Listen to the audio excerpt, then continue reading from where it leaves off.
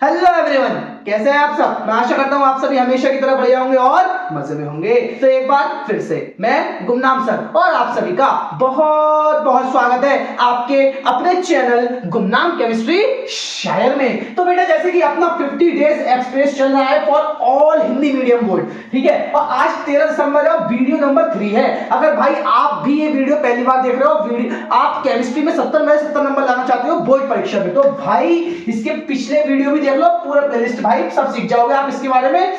समझ लेना पीछे जाके आप डिटेल में, आपको डिस्क्रिप्शन में टॉप पे लिंक मिल जाएगा, वहां से आप इसके बारे में जानकारी हासिल कर सकते हैं। तो देखो बेटा, अब आज हम चैप्टर विलियन और क्या पढ़ने वाले, आंकिक प्रश्न। भाई सुपर डुपर मोस्ट इंपॉर्टेंट वाले आंकिक प्रश्न आज हम टारगेट करने वाले हैं और ये प्रश्न गारंटीड परीक्षा में आएगा, ठीक है। तो चलिए फटाफट से कॉपी और पेन लेकर बैठ जाइए और सुंदर से इंपॉर्टेंट नोट्स बना लीजिए। और हाँ, एक बात जरूर कहना चाहूंगा, आप पीछे नीचे डिस्क्रिप्शन में जो लिंक दिया है ना, वहां से आप एक बार सारे वीडियो जरूर देखना, जिससे आप अच्छे से 70 में 70 नंबर ला सको, ठीक है। चलिए मिलते वीडियो में उस पार।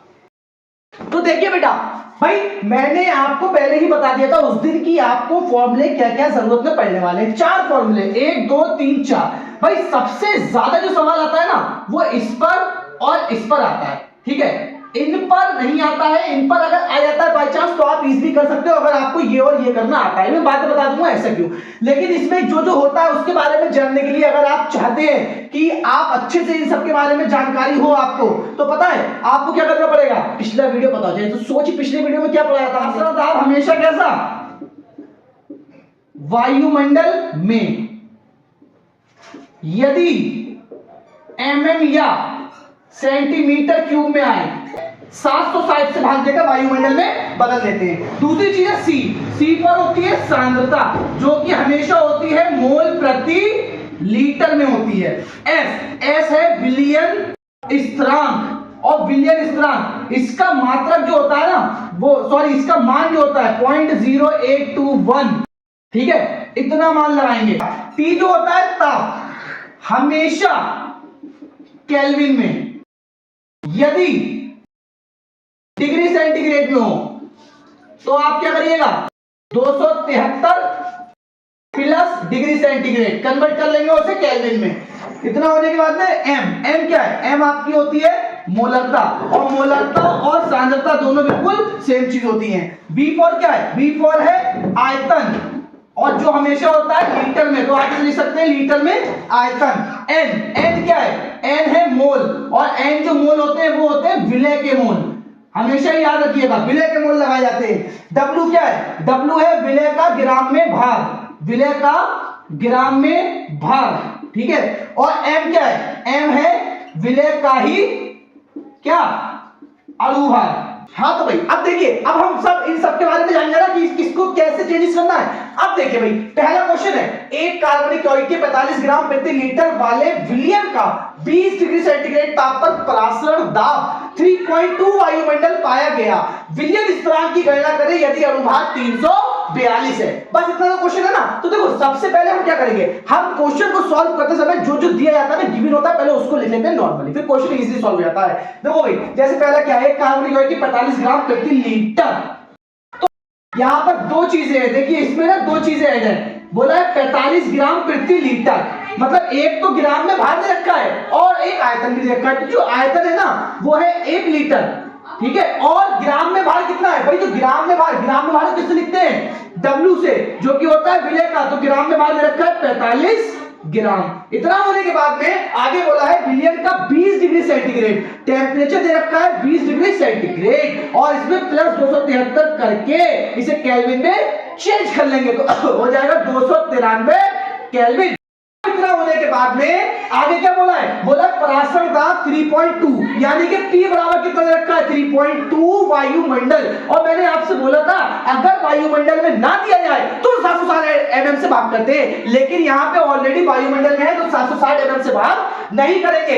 इतना होने के बाद में आगे क्या बोला है, बोला विलियन स्थिरांक की गणना करें, इट मींस S की गणना करना है, और अणुभार आपको दे रखा है कितना, 342। इतना डाटा तो भाई इन्होंने क्वेश्चन में गिवन दे रखा है, और उन्होंने हमसे पूछा क्या है, S पूछा है, हमें W दिया है, M दिया है, B दिया है, P दिया है, T दिया है। फॉर्मूला देख लो भैया, PV बराबर W/M S बनाएंगे हल्के से, पी बी बराबर डब्ल्यू अपॉन में एम एस टी। अब इतना होने के बाद हमें एस निकालना है ना, जिसको निकालना है उसको पहले एक साइड ले आते, बाकी सबको एक साइड फेंक देते, जिससे अपना काम आसानी से हो सके। तो भैया हम एस को ले आए इधर, जब एस इधर आएगा तो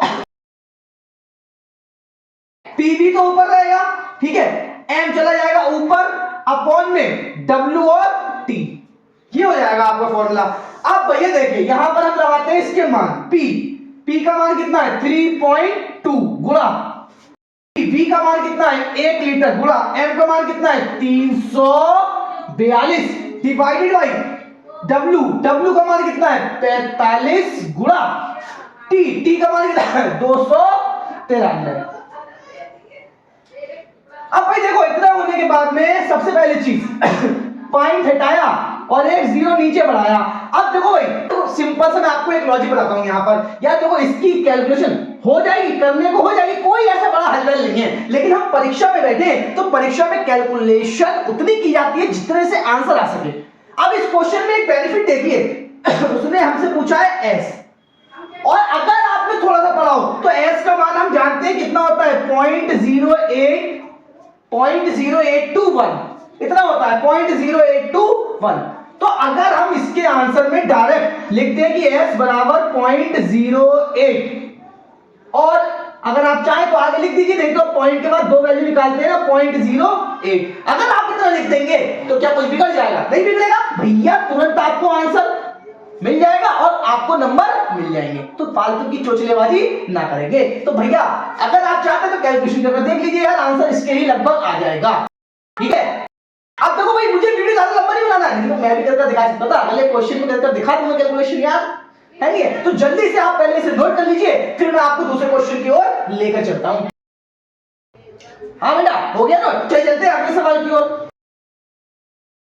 तो देखिए बेटा ये वाला एक क्वेश्चन मैंने जो यहाँ पर लिखा है, इस क्वेश्चन को आप घर पर सॉल्व करिए और इसका आंसर मुझे कमेंट में बताइएगा, इसका आंसर आया कितना है। फिर देखते हैं कौन सही आंसर लेकर आया और कौन गलत लेकर आया है। तो बेटा इसी के साथ आज की वीडियो के लिए सिर्फ इतना ही। अगले वीडियो में इससे धमाकेदार टॉपिक लेकर आऊंगा जो 101% आएगा। तो अगले वीडियो का वेट कीजिए कल तक के लिए, और आज के लिए देते हैं अलविदा, और वीडियो को सबके साथ शेयर करना ना भूलिए।